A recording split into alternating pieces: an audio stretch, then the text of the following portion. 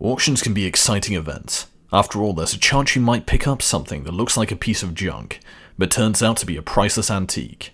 Phil Leclerc may have had that in mind when he spent $40 on a second-hand desk at Kelly Auctions in Holbrook, Massachusetts. However, what he found inside it would actually dramatically change a family's life. Margie Kelly, who ran Kelly Auctions with her family, knows just how exciting auctions can be. In an interview with the Boston Globe in October 2014, coincidentally just a month before Leclerc bought his $40 desk, she was asked what was the highest price she had sold an item for at auction. In answer to the question, Kelly replied, a Gustav Stickley desk organizer in 2007, with an inlay by Harvey Ellis. There were only 6 made. It went for $214,500. The lady who brought it in tried to sell it to us for a few $100s, but we said we'd auction it for her. Describing the dark arts that some auction houses indulge in, Kelly continued, someone else could have bought it and flipped it. But we wouldn't do that. My brother and I were raised right. In other words, the Kelly family business was more interested in honest dealing than sharp practice. Kelly also remembered a second occasion when a client didn't appreciate the true value of an item. Another time we were doing a house clean-out for a client and found an antique rug in the dumpster.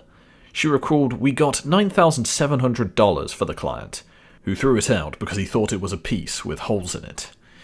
You never know. Phil Leclerc of Weymouth, Massachusetts, won his vintage desk in November 2014 with a bid of just $40. The item is what is known as a Governor's Winthorpe desk, said to be named for John Winthorpe, an Englishman who was one of the founders of the Massachusetts Bay Colony in 1630. In fact, the desk's name is somewhat confusing, since this particular type of furnishing didn't appear until many years after Winthorpe's death in 1649. It was with the Winthorpe Furniture Co. of Boston that introduced the Governor's Winthorpe desk in 1924. This was at a time when there was vogue for colonial-style furniture. In any case, this particular desk was obviously not a valuable antique, as we can see from its bargain basement price. In fact, it didn't appear to be a rare item at all, something that Kelly herself accepted. The desks that we took in, we see them every day practically, she told WCVB on Channel 5 Boston News. A 94-year-old local man's son had asked Kelly Auctions to clear out his father's home. Happily for Leclerc, the old man's effects would be auctioned off in Holbrook, MA, just a 20-minute drive from Leclerc's home in Weymouth. The son was in the process of selling the house to raise funds towards the assisted living unit his father was setting up home in. One of the things that came from the house clearance was the Governor's Winthorpe desk. Margie Kelly was asked to clean it up and put it in one of her regular auctions, and when she did, it was snapped up by Leclerc. He seemed happy enough with his purchase. This desk is notorious for hidden compartments, Leclerc later told WCVB Channel 5 Boston. And he was right. The desk did have some secret cubby holes, but those were all empty. The piece of furniture needed some work too.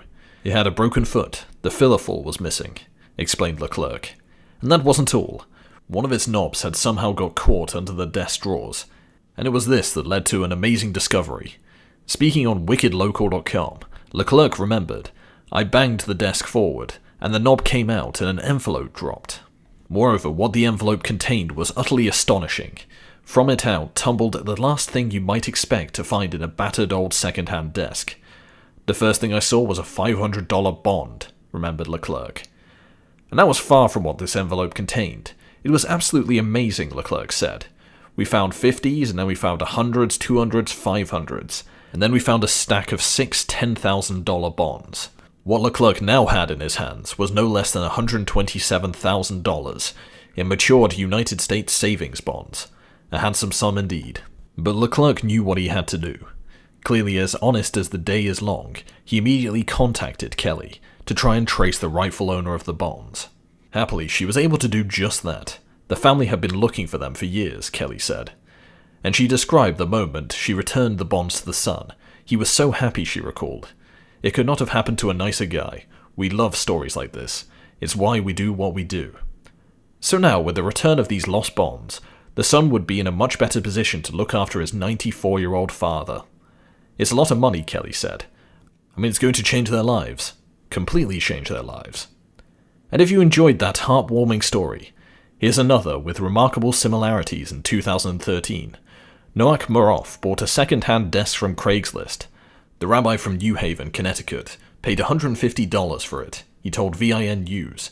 It fit perfectly into my van, but when we got home, it was about a quarter of an inch too big to fit in my office. So Maroff was left with no alternative but to dismantle the desk to get it into the room.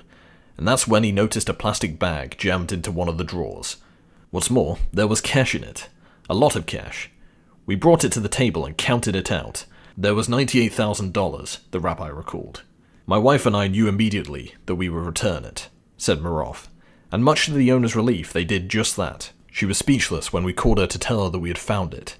He continued, the faultless honesty of Rabbi Maroff and Phil Leclerc really is an example to us all. But what would you do if you found that much money?